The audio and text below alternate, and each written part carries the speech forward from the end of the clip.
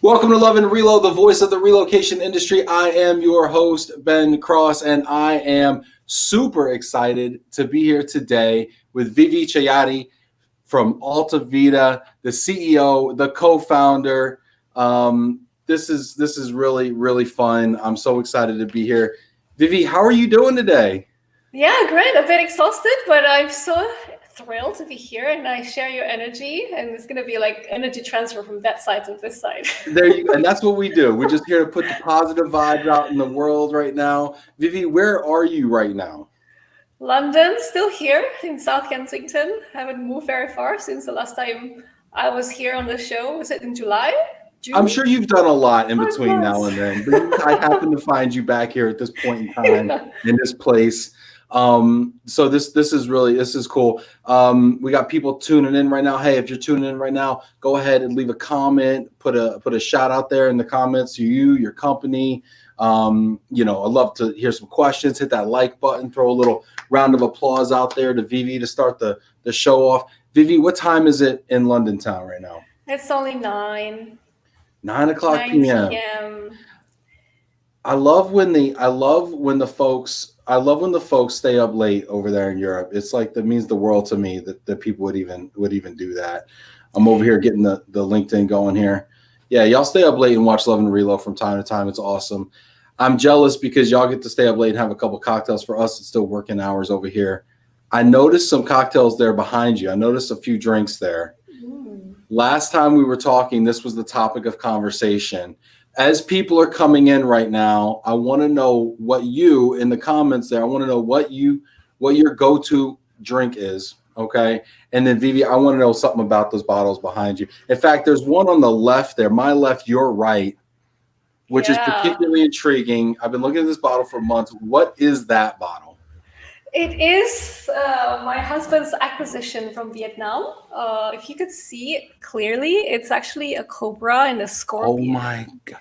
A cobra and a scorpion? Yeah. Can you see how the cobra's head is really on the one of the tentacle or tail? Is it like biting the tail or something? Yeah. Yeah. But what's more fascinating, how did they get in there with this bottle? But anyway, it's supposed to be good for you. I haven't tried it yet. My husband has. Is it a whiskey or what is it? It says that it's called the snake wine, literally. The snake wine. There it is. Oh my gosh. It's a cobra biting a scorpion. Both are full sized. There's probably only 5 ounces of fluid in that bottle. The rest is just animals tangled up in there. Valerie McKenzie says, OMG, that is such a cool bottle. What is something like that go for at the duty-free shop in Hanoi? What is that? I have to ask my husband. If he comes right now, we'll ask him. What does that go for? Because there's a lot of people looking for Christmas presents over here in the comments. Janet Turner, oh hell no, Janet Turner. Oh, Valerie, go blue! Yay, go blue! Yeah. Did you go to Michigan as well? Valerie, shout out. Yeah, Valerie, yeah. Did you go to Michigan? Where are you? I thought you were in Texas, Valerie. Where are you at and what's going on? Valerie says, hi from Valerie, Deluxe Suite. So excited for the show in Houston. Yep. Jamie Master, hi, Ben and Vivi. Cheers from warm Mississippi. Awesome. We got Fernando Donadon coming to us from Brazil. What's up, Fernando? I'm loving the pictures of the family and the jogging on the Insta. Looking good out there. Jack Jampel. Hi, Vivi. Oh, hi, Jack. Jack from Philly. What's up, Jack? Can't wait to hear from Jack today. It's been too long, Jack. Jamie Master, Crown and Diet Coke. Nice. Hey, what's your favorite flavor of Crown, Jamie? Are you a straight Crown guy? Are you like a salted caramel guy? Are you a green apple guy? What are we dealing with over there? Let's see. Rob Zeitz, hi from Boston. Valerie says, lives in Ann Arbor, big Blue fan. Oh, nice. Yeah, nice. Very cool. What year were you there, Valerie? Yeah, Valerie, what year? We're trying to triangulate some things here. Deluxe Suites is in Michigan through and through. Linda Gerard, hi, Vivi here in Massachusetts. Oh, hi, Linda. What's this? Andrew. Hey, Vivi, what's up, Ben? Greetings from Connecticut and Global Housing Expediters. The housing people coming out here. Yeah, it's always It's always a party when the corporate housing people are in the house. I'll tell you what. So, Vivi, when we started off here, you were saying that you were a little tired here. Hey, Chris, what's up? You've been working hard, though. Jamie's saying straight crown apple's good at shooting. So I've been told. Valerie was in Ann Arbor. Pete, the comments just keep coming in. I love it. Valerie's in Ann Arbor from 2015 to 2018. Oh, I was there in 2000. Gosh, 2005? 2004. Four? Yeah. Nice. Richard Corona. Hey, Richard, what's up? Thanks for the cookies, Richard. I appreciate y'all. But yeah, Vivi, no wonder you're tired. You've been working your tail off over there. You're putting on the AltoVita corporate housing symposium next week. I see all the buzz going on. Full disclosure, I'm kicking off day one, so it's an honor. First of all, I want to say thank you for having me host day one. The panel discussions going on. I'm really proud of it. But why don't you tell people a little bit about what that is, about what the AltoVita Corporate Housing Symposium is? Yeah, sure. Actually, thanks to Ben, we have the courage to put together this event that's actually a big deal for us. It's the first time ever we're doing something at this scale. So yeah, it's going to be a 5-day event. We want to make it like a long something that is rather huge, but at the same time, it's not a lot of time commitment. So 1 hour of your time from 11 a.m. Eastern time, 4 p.m. my time, GMT. So we'll have Ben kicking off the session with spectacular panelists, and then the second day. Wait, let me shout out my panel real quick, Vivi. Let me shout out my panel before we go. Okay, I'm sorry. I got to shout my people out because I'm super proud. I'm super happy that they're going to be there. First of all, shout out to Jack Jampel, who's in the comments right now. Jack is in the house. Cobra and Scorpion. 140 bucks on eBay. Hey, Jack, you know where to send it, Jack. You know where to send it. That's all I'm going to say. So shout out to Jack Jampel. We've got Laura Barron from Ayers is going to be on there. Veronica from Grable is going to be there. So I think my panel is phenomenal. A-star. But what else is going on, Vivi, the rest of the week? So actually, the first day, we'll end up with a short fireside chat with Lynn Shotwell. We all know who Lynn is, CEO and president of Worldwide ERC. And we'll talk about female leadership in the relocation sector, actually. And second day, I've invited 2 of AltoVita's investors. They're real estate investors. One of them is actually running a $50 billion private equity fund. So $50 billion? Billion? 50. The B. Billion? Oh and Patricia Tavares will be there as well. She'll share all of the insights about housing requirements, whole experience about wanting to give the best experience to her assignees. And then we've got Miguel from Cartus. He's the supply manager for Nike, actually. And then the next day, we'll have Carolina hosting the panel. We'll have a few hospitality experts. So we'll talk about smart home technology. We'll talk about virtual concierge powered by Schneider Electric. And then on Thursday, we'll have our Corporate Home Awards virtual celebration.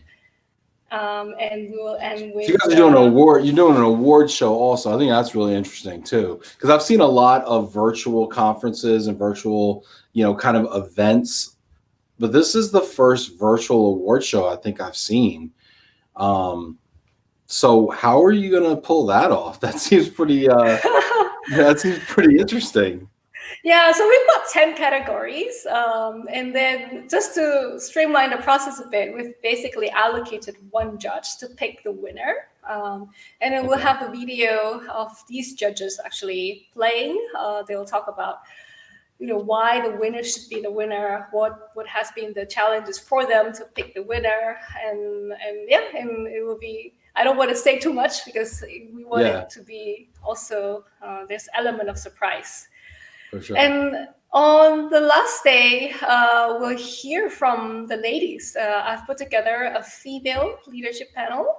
We've invited Caroline, who is like a thought leader in female travel safety, and then Amy Paget, who is from SAP Concur.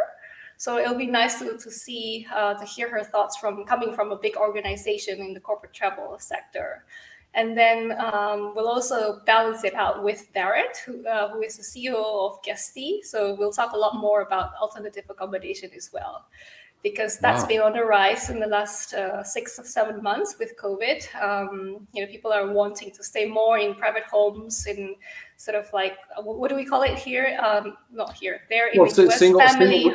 Yeah, we say like single family exactly. homes. Single family homes on the rise. And we'll hear a bit more about that from Barrett. I want to talk about single family homes too, because that kind of talks to my experience when I relocated last time. But before I go into that and some of the trends that you've been seeing, because I think that's really, really fascinating, I want to get into that. And I want to hear from people also out there in corporate housing and on the corporate HR folks and the RMC folks that are out there. What are some of the trends that you're seeing? Throw those in the comments. I'd love to hear your questions, your comments for Vivi, for myself. It's all about you guys out there. So please throw that in there. And we were going to get to that and riff on that as well. But as far as you named a lot of A-listers, you named a lot of really large enterprise clients, a lot of thought leaders, a lot of people. What I really like about the symposium, a lot of times we go to these relocation events or whatever, and we kind of talk to ourselves. And what I mean by that is it's kind of the same old people on the panels. It's kind of we're preaching to the choir, as we say, right? Where it's like, okay, we're already trying to, we're telling ourselves things we already know. But what I think is interesting about what you've curated with this, and I want to give you some kudos and your team some kudos on this, is that you've pulled people from a lot of different disciplines and a lot of different areas. So when you have like a real estate investor with $50 billion of assets under management, when you have global relocation management companies, when you have corporate folks, when you have association people, when you have people who put the technology in the buildings like Schneider Electric, right? And who are at the forefront of innovation from the guest experience, or whatever you would call that, the employee experience, the assignee experience. I think that's really kind of a comprehensive 360 view that I don't think we've done at all within relocation in any vertical, really. I think that's fascinating. What was your thought process around that? Yeah, we want to bring together all the sectors that really play part into the growth of AltoVita, really. So our target clients are relocation companies and multinational companies who relocate between 1,000 to 10,000 employees a year.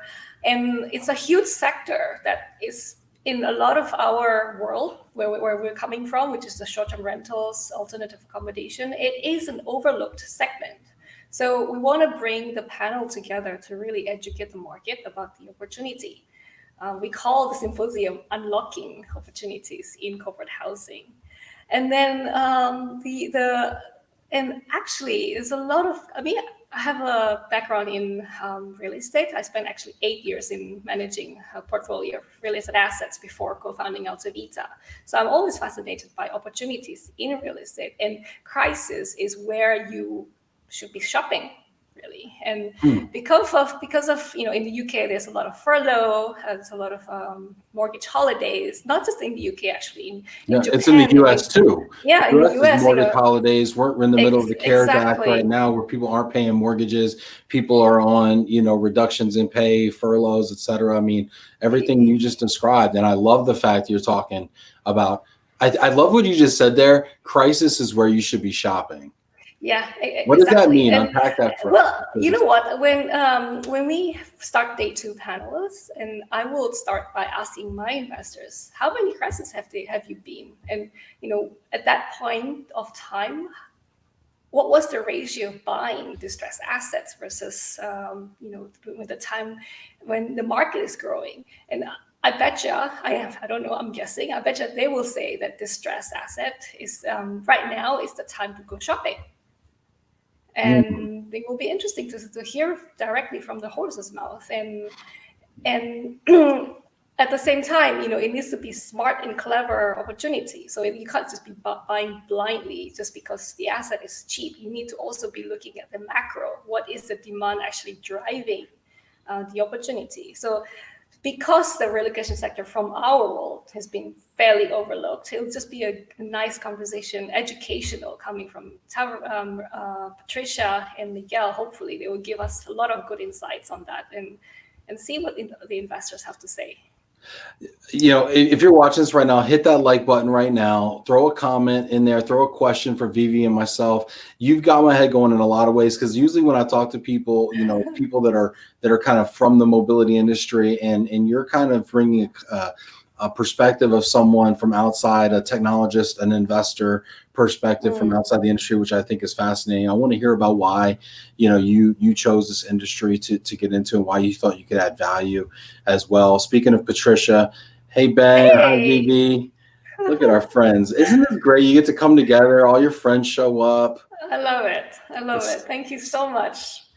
So I mean, this has been one of the most blessing I've gotten in the last 6 months with COVID. Meeting Ben, meeting Patricia, meeting Jack, all of these guys. I mean, it wouldn't have been as easy otherwise. I don't know what your show, what LOVE+RELO would have been, Ben, if had it been not for COVID. I'd be curious to hear. It's really interesting you say that, right? Because as Mike is drinking copious amounts of tequila, Patricia saying BFFs. Yeah, Patricia's one. I mean, I said this yesterday and I misspoke about my friend Janina, but Patricia's one of the people I've never met in real life, and it's hard. I got to think about this because I don't. It's hard to like separate the two now almost, but she's one of these people who I consider like a dear friend. I call her my fairy godmother of South America, right? Because she just the way she moves and makes things happen, and her thought leadership and her wisdom down there. But she means so much to me right now. And Jack and I had a relationship before, but it's become so much stronger. And Michael Quigley and all these people that are here, yourself included, Vivi and Carolina. I see Carolina checking in as well. Hey. I mean, all these people are fantastic, and I guess to your question, what would Love and Relo have been without COVID? I think Love and Relo still would have been really cool to me, but I don't think it would have meant the same thing to everybody else. Without a doubt. You know what I mean? It would still have been like my passion project and everything. But I think a lot of the steam that's fueled the dream has been from the feedback of the people and the way that it's touched them and the way that they come together. And like, I mean, right here, they're chatting. They're not even here to see me. They're talking to each other over here. They're chatting amongst each other, and I think it's kind of funny because it's almost like creating a chat room. I mean, if you remember back in the day growing up, right? It's like creating a chat room or a Zoom happy hour where we're the entertainment, but they kind of come on and chat with each other and kind of, ask questions and get us to kind of dance to their tune. And it just kind of creates this touchstone moment where people come together. And I think that there was a time, and I don't think it's as much now as it was, but I think it's still very pervasive. But there was a time where people had really no contact outside of the four walls of their house, and they just had no contact with reality and with society. And I think people were craving this. And so I think it was really a blessing because we created the show, and I'm not to get off on a tangent about this, but just to finish the thought, we created this like end of last year, into like around December time or something. And then COVID hits like 3 or 4 months later. And it's like, and I realized, I think in a way, like the purpose of this show and the way it had been built and had started to gain traction and momentum and everything. So anyway, it's really been the blessing of my year being able to be a part of other people's lives as they go through this right now. We got some people checking in here. I don't mean to get all, I know Janine is getting over me. Stop saying we don't know each other in person. Hello, JK. I'm thankful for Love and Relo. I know. And Janine, I'm sorry. I know we met in the lobby in Boston, okay? But like we're like much closer is what I'm trying to really say. Like, oh my gosh, Janine's gonna kill me if I remember. Hi, Rob. Rob says, without a doubt, people like Ben have been able to bring people in the industry together in time when they really need that. Thank you, Rob. That means the world to me. Patricia says knowing people on webinars in 2020 is the same as knowing them in person. Absolutely. I agree, Patricia. I agree. I feel that way about you for sure. Linda, we are seeing an increase in requests for 2+ bedrooms, often used for office. Okay, you know what? Let's hop into it. Let's hop into trends right now. Okay. So we got some. I know the corporate housing folks came out today. So Linda's saying we are seeing an increase in requests for 2+ bedrooms, often used for office space, with children and spouses working and schooling from home. Before I ask you, Vivi, I want to ask everybody else. What are your thoughts on this? Are you seeing this? If you are seeing this, is this a short-term or a long-term trend? I want to know from the people in the comments. Okay, Vivi, what do you think about what Linda's saying about an increase in requests for 2+ bedrooms? Absolutely. I think I've been saying that since like June or July when I was at the FEM panel, FEM APAC panel. So generally speaking, what we are seeing as well, because AltoVita's focus first and foremost is in the alternative accommodation, so private homes, single family homes, if we use the US terms. And because they are usually cheaper, when I say cheaper, I mean you get the bigger space. You get probably an extra bedroom with the same budget with comparing to a lot more value, a lot more square footage, right? Absolutely, yeah, and also you don't have this kind of common area where you have to share the lobby or lift or elevator. So yeah, so we're definitely seeing that a lot, and not only just for the second bedroom, but even just for a couple. I think recently we had a couple coming in relocating from Amsterdam, and they rented a 3-bedroom apartment. And I was like, okay, it must be a big family, but turns out it's just one couple, and fair enough, they probably want one office space for each person, so that when they speak on conference calls, the husband or the wife doesn't hear each other, which I have encountered, by the way, during Zoom calls, and I just hear echoes from like out the other room, and it turns out it's the husband on the conference call. Yeah. So yeah, that's the trend we're seeing. And the other thing that we're also seeing is that at the moment, around 40% of those private homes have been professionally managed, and that segment will continue to grow, and it will be a great kind of product market fit from my perspective for the relocation sector, because the more professionally managed they are, the more they are able to deliver that stability, duty of care, so on and so forth, all of these things that we need to live and breathe when it comes to relocation and employee experience.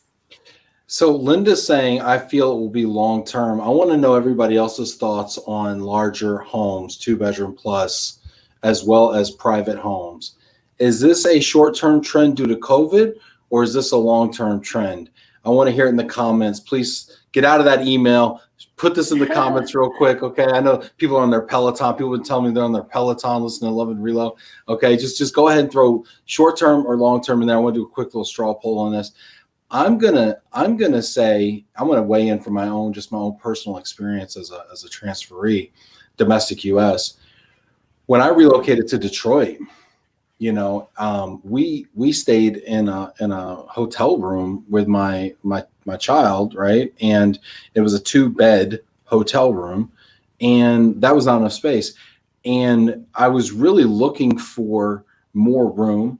I was looking, for me, if I were to relocate again and I were to say have like 6 months, there's no way with 2 kids, me possibly working from home, one going to school at home, also Zooming from home, right, for school.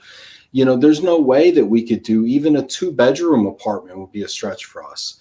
Like, I think we would, desperately want a single, what I would consider a single family home, a standalone home, a unique home, for me personally. And I don't think that's even post COVID. I think I would want that because my kids like to go in the yard and they like to play around, and they need space to run around and like hit each other with toys and whatever they do. Right. So I think that's like, to me, it's the demand was always there. The supply, the reliable supply of vetted homes wasn't there. That's what I suspect. But I'd love to hear what other people are thinking out there. Let's see what people are saying here. Jason Rollins checking in. Hi, Vivi and Ben. Linda Gerard says many assignees, even while relocating, typically aren't in the office full time. Precisely. Let's see here. Longer term, if suitable homes are available. Yes, I see Jason saying what I'm saying, right? If the inventory or if it's reliably there, and I think this goes back to something you were saying before about, I mean, how is the reliability of these types of properties changing and evolving? Yeah, as I mentioned before, it is hard to rely on sort of like a landlord, right? Whose job first and foremost investing in real estate. So he is not a property manager. He doesn't have the hospitality skill. So the trend we are seeing is that these landlords, they leave all the hospitality legwork to the experts. So we call them the property managers or the property management companies, essentially the professionalized segment of the alternative industry. And that segment is very much growing, and it will grow even faster, even more accelerated with COVID, with the adoption, and with people wanting to stay more in sort of like freestanding homes. And so we think really it was just like it wasn't really offered and at scale, and so kind of to Victoria's point, right? There was a time, and she worked for one of the biggest RMCs in the world. There was a time where the employer would only pay for the minimum number of bedrooms for the family. I guess that's had to change. Any pushback from the employers? Would only pay for the minimum number of bedrooms. Yeah, so like I guess if it was a husband and wife, 2 kids, maybe 2 bedrooms, and that was it, like a 2-bedroom apartment, if you will. Are we seeing any pushback from employers? And I'd love to hear your thoughts in the comments too, if you're watching. Yeah. Go ahead, Vivi. But I wonder if it's budget driven or is it number of bedroom driven, right? Shouldn't it be budget driven? If it's up to the employee to find the right home, but I think that's still a great falling question. under the budget? That's a great question. Let's ask the corporate HR folks out there too. I know Jackson and other people out there. Is it per room or is it per budget? Is it capped at a room number or a budget number? I'd love to hear the RMCs and the corporate folks out there. Yeah, I spoke to Stephen Park from Schneider Electric like a few weeks ago, and he said that he's been getting a lot of requests for more bedroom, more allowance. And then when I told him, look, maybe actually take a look at the alternative accommodation. You may be able to give more stays with the same budget. And he was really happy to hear that. So if it's budget driven, then we should leave it to the employees to be able to autonomously choose their preferred option. Let's see what everyone else says. Do you think it should be budget driven or it should be rooms driven? And if budget, does that cause problems in different markets of different costs? Right. So if I have let's say it's 2 bedrooms around the world. Well, 2 bedrooms covers me if I'm in Singapore. 2 bedrooms covers me if I'm in Seattle. It covers me if I'm in London. If it's $3,000 a month, that only covers me in half the markets, maybe. Yeah, absolutely. Is that the problem? So let's see what the comments are saying here, because we got a lot of people coming in here. Oh gosh, this is great. I love when there's a ton of comments. Keep them coming in. Jack saying per family size within budget of that area. Jack, what the hell does that mean? Per family size within budget of that area. So is that like if I have a 4-person family, then I get X budget based on Seattle, based on Kalamazoo, based on London? Is that what it means? Give me some specifics, Jack. Does that mean that for a different area, employee gets different budget? I think that's what he's trying to say. Yeah. So what is it, like and then the family size is being taken into account. Obviously, if you're relocating a family man, you should give him more budget than a single man. Not to discriminate the single man. Well, I mean, that's how it is, though, right? I mean, Jack's saying yes. Yes. I asked for specifics, and Jack says yes. I love you to death, Jack. Should give you a big old hug right now. Let me see. Linda says typically budget Erica. But so the budget is driven to where the destination is, right? Yeah, I mean, that's what I think what Jack is saying yes to. It's hard to tell, but I think that's what he's saying yes to is it's based on geography. He's going to come back and give me a real zinger, I bet. Let's see what else he said. He's got a question. What do you believe is the reason for trends towards larger living arrangements? Do you feel that companies are getting more generous with their benefits? Look, I think companies are being empathetic, right? They want to make sure their assignees are happy, but that doesn't mean, it has to be translated in higher budget. I think it just has to be translated in smarter search or being able to just choose your own accommodation that falls within the budget that your company has given you.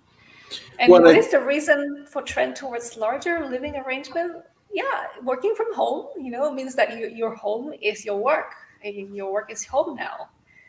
So I don't know. I need some space. I need this. The whole living room is basically my room now. So my husband has got his own office. If we have to work in the same room every day, that would drive, the number of calls I'm on every day, that would drive me mad. Right. Oh my gosh. Yeah, for sure. For sure. Let's see here. Valerie is saying, being that our focus is on multifamily communities, we are seeing the request for workspaces for sure a long-term effect. More and more people are working from home, work from anywhere. Valerie, what does workspaces mean?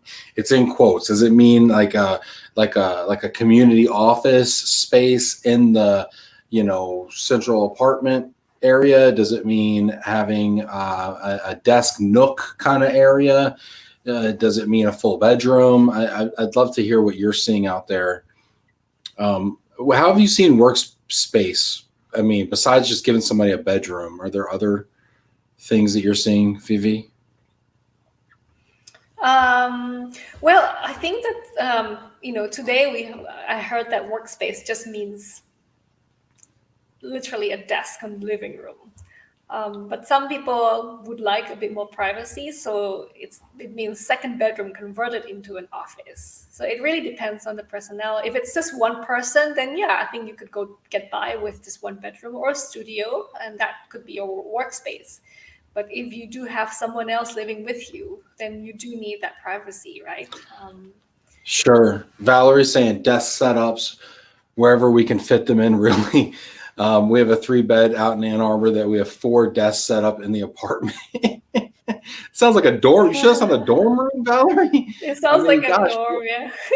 It sounds like a dorm, right? Oh my gosh, this is about what my office is going to look like. I got a son that just started his virtual schooling, and we're building a desk for him tonight for my office, and it's gonna be weird working shoulder to shoulder with my 5-year-old. We'll see.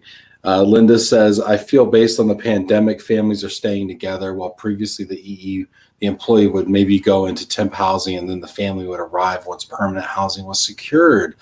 Oh, interesting. So less trailing talent and more accompanying talent and accompanying families. Also, does the fact that the children are now remote schooling allow for more of this, right? If I'm going to school via Zoom, does it matter if I'm sitting in Detroit or London, or maybe London's a stretch, but just on the time I'm thinking about my 9-year-old, right? Logging in at like 2 a.m. for class. But yeah, does that loosen things up a little bit? Let's see here. Valerie saying, yeah, LOL, family of 4. Everyone needed their own work desk for work for their parents. We're laughing, right? Yeah. But this is reality, right? Especially when you have two income families and kids of anywhere from 5 to 18, which is let's face it, a lot, right? Mm-hmm. They could all theoretically be working in the same house at the same time. Crazy, which goes back to your whole idea about single family homes, right? I think is just as frankly as brilliant. Victoria, we just got some great comments coming in, so I'm just riffing off these comments here. I want to hear your thoughts too, Vivi, on all these. Victoria, but there's a difference in what I would pay out of my pocket versus asking my employer to cover 3 bedrooms for 2 people. I think that would require a major exception. Victoria brings up a good point inadvertently here about paying out of pocket versus asking employers. And I I'm think, gonna go ahead. What do you think about what she's saying? yeah, again, I think it really goes back to how resourceful the assignee can be or should be. This is really not to get the company to pay more, or it's not about you paying out of pocket. It's about you being able to utilize your budget effectively. Well, and I think having the different variety of homes, right? I mean, to your point, right? A 3-bedroom apartment might be a very different cost than a 3-bedroom house. That's at least what I, see. Or 3-bedroom freestanding apartment, meaning being managed by a property manager. It's not a part of like a building that is fully managed by a service apartment operator or corporate housing operator, for example, which is inevitably more expensive because they have running costs, right? That's what we're seeing. The freestanding homes are usually cheaper and you get more space with the same budget. And maybe this is my American ignorance coming in, right? I always admit it. But what is a freestanding home that's not a single family home, that's not part of a building? It sounds like a house. Is it not a house? How is it different? No, like for example, in London here, we have a Victorian house built by Prince Albert in the 1800s. It used to be one house, one family house with living room, and then the basement is for the you watch Downton Abbey, right? No, but I watched Sherlock Holmes. Is it 22 Yeah, so the basement Baker is Street? for the help, and then they have very systematic and organized assigned level for each different purpose. But now in modern time, each level has been converted into a flat. That one level is an apartment.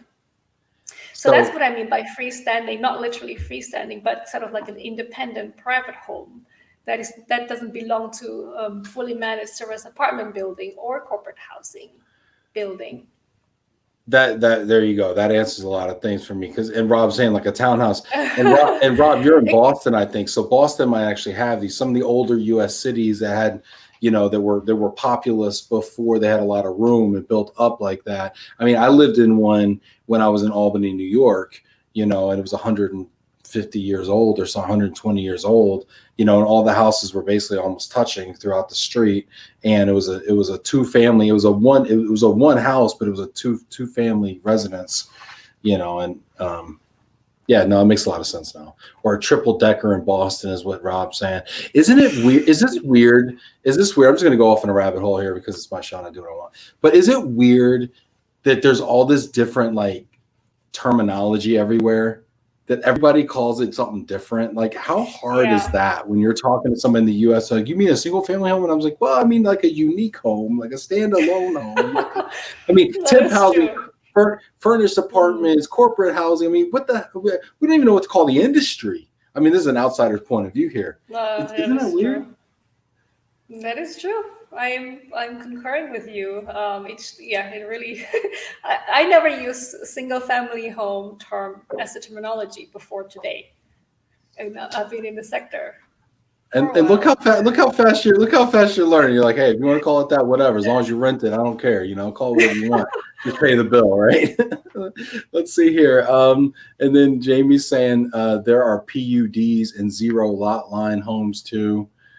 Oh, this is great. Linda's saying, welcome to Relo, LOL. Because, everybody knows we're crazy over here. Valerie's saying, great point. Andrew, let's not lose sight of what's to come. Furnished housing companies have reduced their current inventory by 50% plus during the COVID period and are willing to negotiate to fill the vacancies. Once life returns to normal, that reduced inventory will lead to a huge supply and demand challenge for buyers for projections of up to 24 months. Wow. Andrew coming in with the economist take on this. I love it. What are your thoughts, Vivi, on this? No, I think I cannot agree more, actually, because if you are running at losses, all you can do is reduce your supply. You reduce your running costs. So supply shrinks, right? In 24 months, like Andy said, when we are all back to normal again, there will be less supply. So price will go up, and it will be challenging to source housing in 24 months if this is what we are facing right now. So that's why I really wanted to to introduce the opportunities driven by global mobility. Where are we looking? Where are we finding difficulties in securing housing, so that the real estate investors are still within the discussion and they can make decisions accordingly, and not just shrink supply and then run the risk of not being able to provide housing when the demand returns in 24 months. So I want to play a game called Ben, You're Crazy. Okay. And I want you to tell me, Ben, you're crazy or you're not crazy. Okay. And I want everybody who's playing at home to also play this game with me. Okay. It's called Ben, You're Crazy. All right. I just made this game up on, Ben, you're crazy. Okay. You either are crazy or you're not crazy. So when I hear what Andrew's saying and I hear what you're saying, and you're talking about single family homes, standalone homes, unique homes, some kind of homes, alternative accommodations. I mean, we've used 5 different terms for this already, right, today. Mm-hmm. I'm hearing, and you're talking about unlocking opportunities, right? I'm hearing an opportunity here. And I'm hearing Andrew saying, all the traditional temp housing, which is the furnished apartment model, typically, right? Everybody's scaling back inventory. They're not keeping all this inventory on hand, which I totally get, right? You gotta scale back, tighten the belt, right? But what's to say, is there an opportunity? This is the Ben, You're Crazy moment. I want to hear everybody's vote out there, vote in the comments. What's to stop me from saying, hey, Vivi, do I got an idea for you? Okay. I'm going to I'm going to be the property manager to service all of the standalone, unique homes, alternative accommodations in, I'm going to say Detroit. Don't get mad at me, Val. I'm going to say Detroit, and I'm going to go out and I'm going to go on Airbnb and VRBO, and I'm going to go check them out. I'm going to go vet them. I'm going to make sure all the toilets are clean and it's a safe neighborhood and they got keyless entry or whatever, stuff you tell me I got to make sure that they do. And then I'm going to offer it to you and say, okay, well, Airbnb is charging me $120. I'm going to manage this property at $150 a night. It's a 3-bedroom furnished house, in a good neighborhood, good school district, and I want to upload it to a platform like an AltoVita. I mean, is that a business model for the future? Ben, you're crazy or you're not crazy? That's the game, Vivi. That's it. That's what property managers are already doing then. Okay, so you got 2 options in this game: Ben, you're crazy, or Ben, you're not crazy. I think he's not crazy in this case. Not crazy. Okay, cool. Not crazy. Cool. I don't know. Where's everyone else? Yeah, where's everybody else on this? I think people maybe they lost you there. Did they lose me? Was that a hard concept to follow? To just turn around and just offer properties that are already out there, but with a layer of vetting on it? Look, I think that's what's going on right now. People are becoming professionalized, and in fact, I just spoke to Simon Lehman. He's like one of the high-profile figures in the vacation rental sector. He's even building up an academy for these property managers. So there's hospitality management school for hotelier and boutique hotel and service apartment, alternative accommodation, unique home, freestanding, all of these are being managed by a professional property manager. Is a new caliber of hospitality experts. And where do they get their education from, So so anyone can be that, and it can be more systematically educated. Okay, apparently I'm crazy. Can't I just, in this new world where there's no supply for this, my point is, can't I be the property manager that just goes out to like the VRBOs and the Airbnbs and the whatevers of the world and say, hey, you're already offering temporary furnished accommodation. Can't I vet it, turn around, upload it to a platform and say, hey, I've got vetted accommodation. Oh, wait, Andrew, finally somebody was paying attention. You can replay this too if you don't keep up. Yeah. See, Andy and I, we agree. You're not crazy. Ben, you're not crazy. Vivi is holding back a huge amount. AltoVita's platform is host-based, but truly vetted and managed inventory from a no-risk position is the perfect sourcing model for a post-COVID environment. Oh, thank you. Yeah, I think I'm onto something. This moving stuff's for the birds. I'm on it. Yeah, this is really, really, really interesting. Sandra saying you're on the note. So we got 3 votes for you're crazy and 2 votes for you're not crazy. That's funny. Let's see here. Jack says, isn't it a difficult and maybe not good business sense to try to make a significant temp housing business decision based on trends you are seeing during times of such uncertainty? Isn't it difficult to try and make significant? Yeah, he's like saying, hey, if we're in a short-term trend moment right now, or should we really be making long-term decisions? Well, I think that when it comes to managing real estate or owning real estate, you are tight, right? You're exposed to balance sheet risks, and if your asset is not operational or is not cash flowing, depending on how your capital structure is like, you have obligations to make. So you have no choice. It's not like you have the privilege to choose. And that's why, distressed asset buying during time of crisis is such an opportunistic time, simply because of that. People don't have the holding power or the power to be able to not make decision.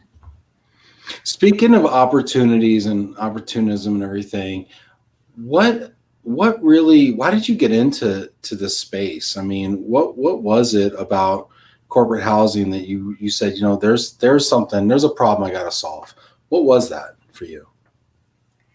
Well, actually, when Carolina and I, we started AltoVita 3 years ago, we really wanted to come up with this vetted home model. And then I was in real estate before AltoVita. I actually did manage a lot of real estate, residential, commercial, often like even complex industrial assets. So I was exposed to this balance sheet, right? And big kind of like real estate, real physical assets, which wasn't easy to move. So I understand what it takes, right? The capital risk that comes with this sector, but it's still the largest single asset class in the world. So I wanted to create and leverage something that is not exposed to the balance sheet risk. So I thought this asset-light model is beautiful. And when I came across corporate housing and relocation sector, I was even more excited because I felt like, wow, this space has not been digitized yet. It's still mainly dominated by a lot of legacy models, not completely, but inept to innovation. So we see it as our product market fit, a really unique opportunity for us. And it's not about just the static portal. Is really about creating the back end, right? A lot of the hard work that we do is in the system, the database, connectivity.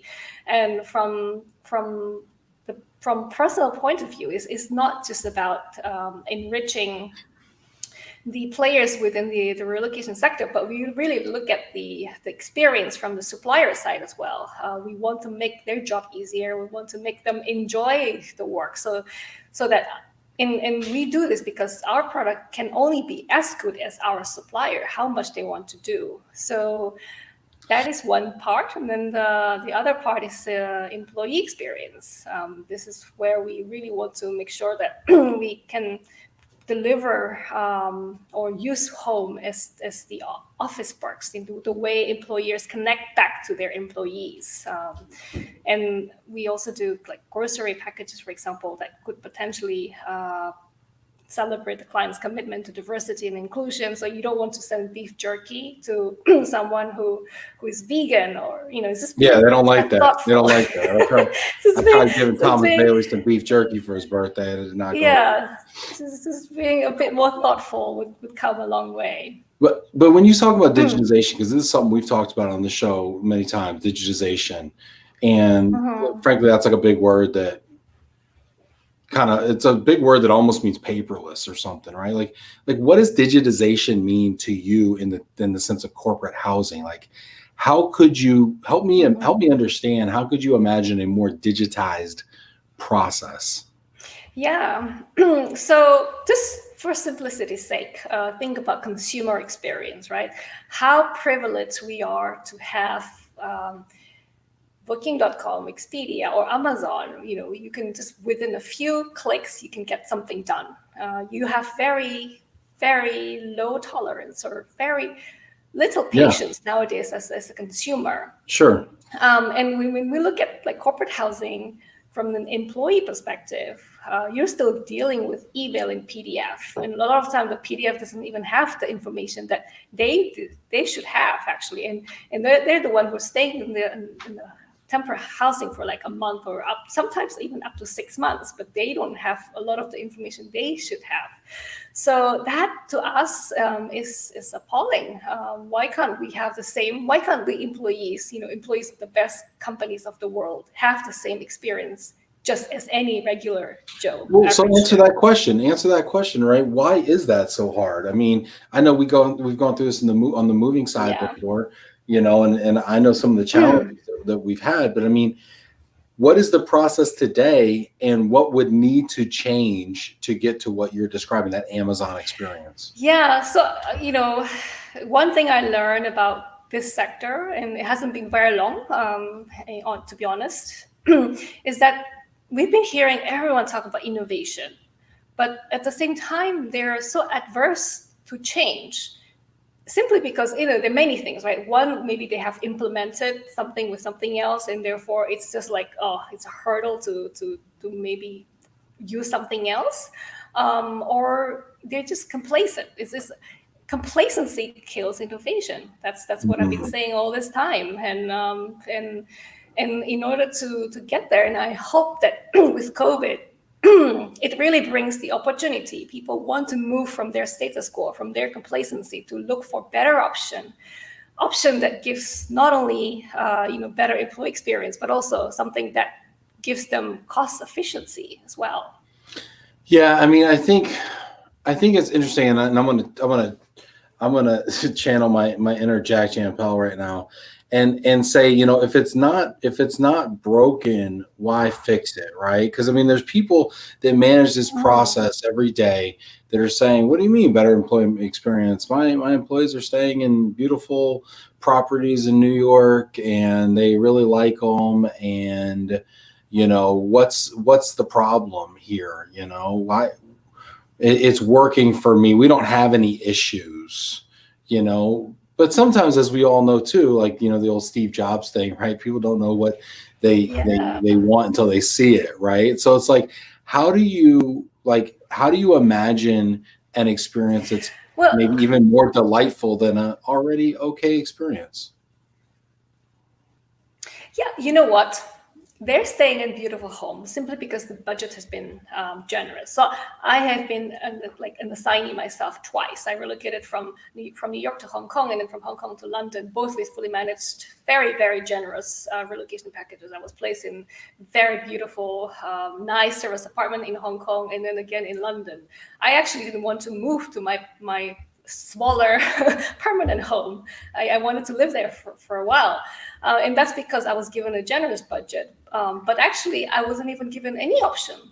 It was just like, here's where you're going to stay.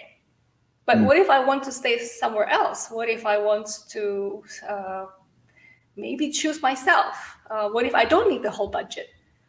Maybe I could save my company or give them a bit of cost saving if I pick something that I like, but not up to the limit of the budget. Well, and I think what's interesting about that too is, I mean, I think most employees would stay at the nicest possible accommodation that their budget would allow for.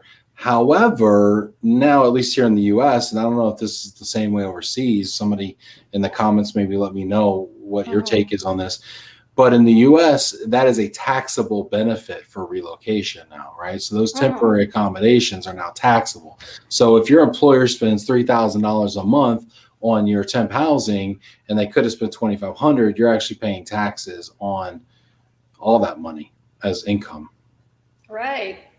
So there is a bit of a motive there for the employee to also try to save money, for the company. What about budgets? I mean, have you seen budgets? Have you seen? I mean, gosh, one thing in the moving industry that's killing us right now is the shifting towards lump sums, again, due to the elimination of the tax benefit of managed moving. But I mean, are you seeing lump sum policies in temporary housing? That should not be a question for me. Okay. Well, I mean, as we learn that, around 20%, well, on average, 20% of the policies being given out are lump sum. But I also learned that a lot of it originates from the US. So outside of the US, you do see more fully managed packages. I think that's a question more for Jack and Patricia or the rest of the audience. Yeah, I'd love to know what you're seeing out there. Also, our temp housing friends out there as well in the comments. I know that Val was out there, and Jamie. Jamie's always got opinions about the stuff. He's got a great international background as well. So I'd love to hear what your thoughts are, Linda and Andrew, as well. If you're seeing any kind of lump sums or caps or things like that popping up that are making things a little more difficult out there, give people a moment to respond in the comments with that. But I want to go back. So I want to go back to the whole digitization thing. So I see, and I'm a little bit of an outsider here, but I see platforms are all the rage. Platforms are the rage in in household goods. Platforms I'm hearing are the rage in temp housing. I know that RMCs are also using platforms for their service delivery as well towards their clients. What is wrong with platforms as they are today, and what is the next evolution? Like in real terms, if you don't mind sharing some of that with us, like what are they doing today, and then how should that look in the future, in your opinion? I mean, yeah, I can only speak for corporate housing because that's what I know. The platform that are around today are essentially request-based, right? So it's what does that mean, request-based? So if it's an it's like assignees, relocation gets approved, and they generate probably a relocation in kind of input in the system, and then it gets pushed right to their supplier, and it will be like 20 different suppliers. And then actually what that does, it relies on the response rate from the suppliers. If the suppliers choose not to respond, then actually you have nothing. So you have nothing in your system to be able to. Hi, Ben, are you still there? Yeah, I'm here, listening intently. It's just I see us frozen on the screen. Anyway, let's keep talking. And so you actually rely on the mercy of the suppliers to come back with you with feedback on their willingness to want to upload images, content, prices, and availability. In most cases, usually you would get a lot of responses, but in some cases, maybe you're not. And what I mean by when you're saying suppliers, I want to understand this really quick. I want to understand this. If you can hear me, Vivi, I want to understand this. So when you're saying suppliers are uploading these things, like what does that process look like? Is that like a computer process? Is that an automated process? Is that a person who is uploading files like select this one, select this one, select this one, copy, paste, enter this, attach? I mean, what does that look like from a human? Precisely what you said. So that one supplier would have to log into maybe like 5 or 6 different platforms, and then each time they do that, they have to upload the image, they have to copy and paste the description, they have to tick which amenities, and then maybe check with their own internal system what is the price, the availability. So that's a lot of manual processes that actually drive a lot of effort on the supplier.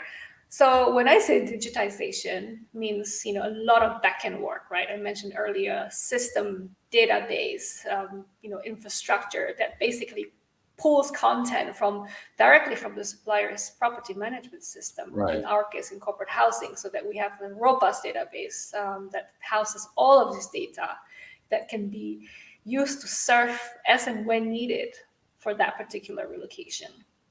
Wow. It's like a, you know, so you're stock saying market. your process is automated, whereas other people are attaching photos, and I mean that's got to drive people nuts, that manual process. Like I have no patience for like manual processes. Honestly, I would rather do so many things. I mean, it would drive me absolutely bananas. We've got people actually who are chiming in here in the comments here. Val said, I actually just sent in our onboard form to AltoVita. Oh, cool. There you go. They have an easier process than many of the international platforms. Oh, nice. There you go. Oh, cool. Love it. I mean, I think that's the thing too. The suppliers are the ones. I mean, and shout out to Val and Deluxe Suites here, here in the Detroit area too. But I mean, you know, the suppliers are the ones that really know, because they're the ones that have to go through this crap. We oftentimes make these platforms and these you know, we cater to the customer facing. We do all this stuff to build out the customer facing and make it look really nice and slick. But the back end is a train wreck. The back end is like, and I mean, I deal with this now in household goods. We have a couple portal-based companies that just make us go through such hoops with forms and fields that need to be filled out and then re-updated and then documents attached. And honestly, we even win business. Like we won $100,000 worth of business last year from this portal-based system. And we literally stopped doing it just because of how hard it was to do. Like we literally walked away from 6 figures worth of business because this portal that we were using was so difficult. So what you're saying to me makes so much sense intuitively, because even if there's business there, humans have such a low tolerance for manual processes now in 2020. I can't even imagine. Carolina Carolina says, from temp housing supplier perspective, request-based platforms are highly inefficient. Example, 20 suppliers bid on one inquiry. Oh yeah, exactly. So my partner in crime says exactly what is going on here. And what does that mean in terms of conversion rate? 1 out of 20. That's even lower than Google AdWords conversion rate. Yeah, which is saying a lot, actually. Couple of things. We got a couple more comments here. I'm going to get to those about lump sum. Also, Janet, thank you so much for putting the symposium link on the bottom there. If you are curious about the AltoVita symposium, I'm going to let you plug that real quick, Vivi. Tell people how they can sign up and what the cost is. Give them that whole pitch. Oh, honestly, no cost. We just want this to be a platform where everyone can check out what AltoVita is all about, and maybe you know, hear from different perspectives from all these amazing panelists that we put together, and talk about opportunity, not just, you know, all the crisis or all the bad things about COVID, but let's see if there are some opportunities we can learn. You know, like I said before, maybe it's time to go shopping for some distressed assets.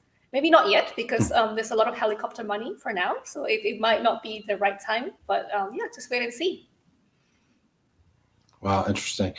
We've got a couple of Janet's messaging me as well. Also, Friday, this is so awkward. Friday is my birthday. So if you are watching this right now, this is me sending a heart to you. I appreciate you so much if you're watching this right now. Friday is my birthday. So Janet is actually throwing me a little Love and Relo birthday party. So we're going to have a live birthday roast. This was her idea. So I'm cautiously optimistic about how this turns out. So it's 4:00 Eastern on Friday. You know, bring a little something to drink. I sure will be. And so we'll do like a little happy hour birthday party here on Love and Relo on Friday. So spread the word on that. Look forward to seeing y'all there, as well as seeing. I don't even know who's going to be there. Janet's setting it up. It's kind of a surprise. So love it. We'll be there. We'll see how that will be. So 4 p.m. your time, right? Okay. Right. Same time on Friday. Yeah. Let's see here. Let's party on 11/13. Who is that? Who's making trouble? Let's see. Maureen. Oh, Maureen. Happy birthday, Ben. Thank you so much, Maureen. Friday's my birthday, 11/13. And let's see here. Just to wrap this up, a couple answers to questions that we said before. Valerie says the transition to lump sum for sure is on the rise. Interesting. God bless that. Linda says, I've worked with a client that allowed the E to keep 50% of the money that they save between their budget and the actual rental amount. It's an incentive to the EE that helps the ER, employee relocation, reduce costs. Not sure what the ER is, but hopefully it's not an emergency room. Incentive to the employee that helps reduce costs. Hey, don't play. You know, everybody was thinking it, right? Yeah, no, that's no. I think that's great. I think that's what should be the case. Really, you think that they should be allowed to keep that? There should be, I think so, cost savings incentive. Yeah. Yeah, I think so. Why shouldn't they? And they should, by all means, be able to cost effectively choose their own accommodation. Along with other interesting ideas. Yes, my birthday is Friday the 13th. Exactly my thinking. I was thinking the same. Talking about emergency rooms, Friday the 13th. This is great. Andrew says most platforms in furnished housing have been designed as reservation platforms and are bidding platforms. The guest experience is often lost. Yeah, and also supplier experience. Don't forget about the supplier experience. For sure. I agree. Suppliers were often the last people on the list to be thought about. Vivi, this has been really interesting education in the corporate housing industry. I've learned a lot of new terms as well.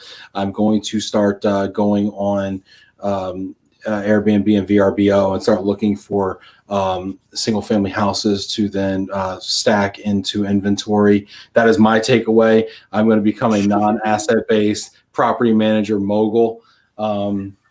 No, but all kidding aside, this has been really edifying. Are there any kind of final thoughts that you want to leave our audience with today? Final thoughts. Well, otherwise, I mean, I said otherwise you could just play piano for us. I was gonna say, look, we all want innovation, right? But at the same time, a lot of people are adverse to change. So why don't we make a commitment to want to give a better experience, not just for the same people, but really for the employees. Really think about that employee's experience. What does that mean exactly? Because we've been saying that all the time. And then not only that, what about the suppliers as well? Because it is a lot of people. Like Carolina said, 20 suppliers bidding on one request. That's a lot of time and effort on the suppliers. And 19 of them don't get the booking. And they will get demotivated over time, and we will lose the good suppliers. In the end, the employees are not getting the best accommodation because the good suppliers feel like, I don't need to participate in this anymore. Yeah. So I agree. I've seen that happen in moving. I've seen that happen in moving, and my friends in the corporate housing industry have said the same thing. So I think that's extremely important to remember. Vivi, this has been amazing. Thank you to everybody out there that got involved in the comments and left your 2 cents. The show was so much better because of that. So thank you all for getting involved and taking time out of your day to join Love and Relo and join Vivi and myself. Thank you, everybody. I really appreciate you. We are taking tomorrow off. We will be back on Thursday with Sophia Betnick out of Mexico, which will be very interesting. I haven't seen Sophia in a couple of years since ERC, so I'm very excited about that. And Friday is my birthday party, so get yourself a bottle of something nice. I highly recommend a whiskey finished in a sherry, port, or rum cask, but do you. Anyway, I will see you on Friday. Can't wait. Vivi, again, thank you so much. Love it. Thank you so much, Ben, for having me. And thank you so much, everyone, for all these insightful comments. I love it. Thank you. Hey, and we'll see you at the AltoVita symposium next week. Yeah, it's only next week.